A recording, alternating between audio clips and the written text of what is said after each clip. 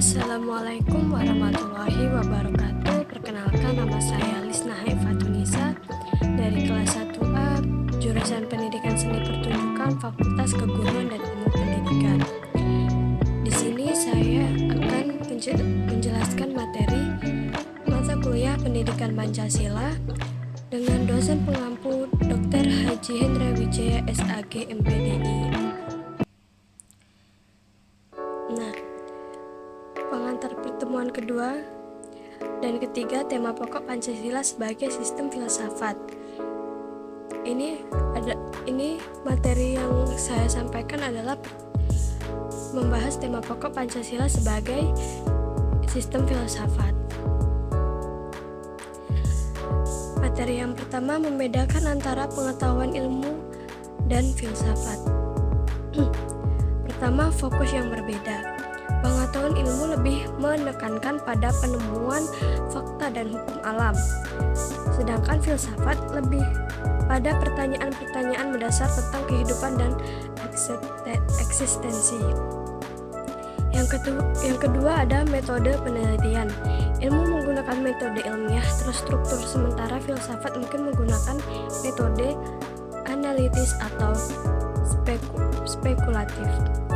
Dan yang ketiga adalah skop pertanyaan. Ilmu bertujuan memberikan penjelasan terhadap fenomena konkret, sementara filsafat mencari makna universal dan kausalitas.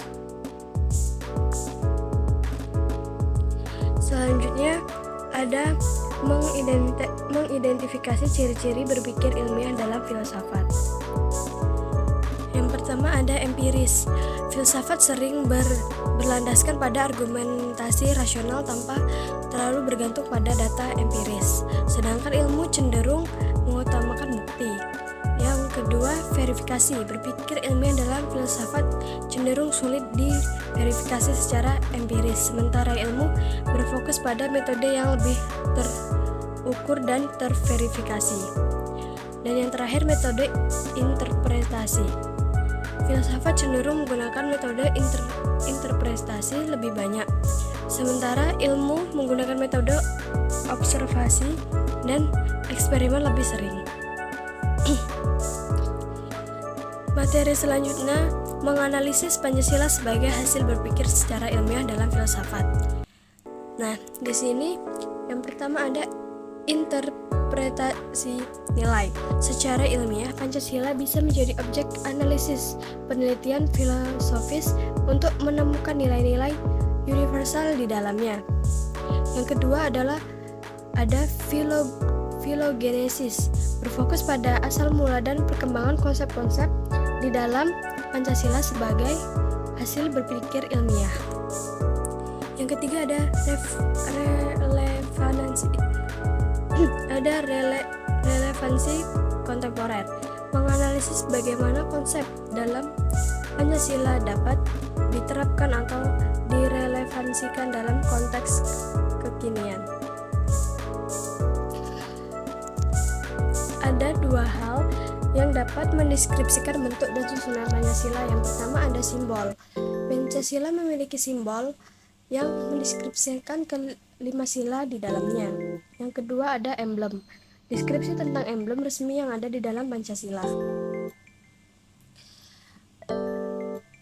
Mensintesiskan hakikat sila Pancasila sebagai kesatuan sistem. Dan di sini yang pertama ada keselarasan. Kesatuan sistem Pancasila menggambarkan keselarasan di antara sila-sila. Yang kedua ada interdependensi. Salah satu sila dalam Pancasila tidak bisa berdiri sendiri, melainkan saling berinteraksi satu sama lain. Dan yang ketiga ada keseimbangan, menjelaskan tentang keseimbangan nilai yang diwakilkan oleh setiap sila dalam Pancasila. Maka dari itu di Indonesia ada peringatan Hari Pancasila yang bertepatan pada 1 Juni. Materi selanjutnya mengevaluasi bentuk dan susunan Pancasila yang bersifat hierarkis dan piramidal dan saling mengkualifikasi.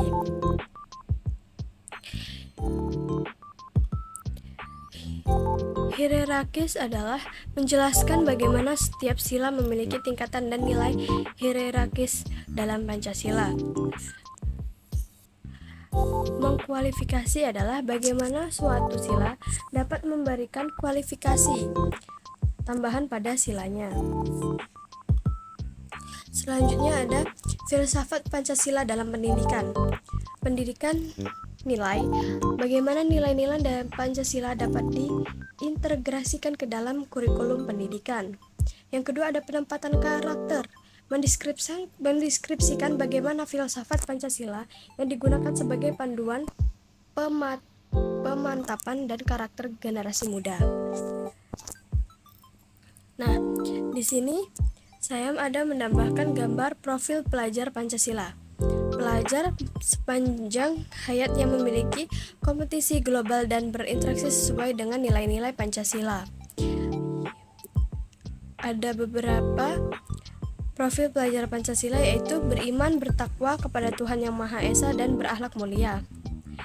Kreatif, gotong royong, berbaneka tunggal ika global, benaral kritis dan mandiri.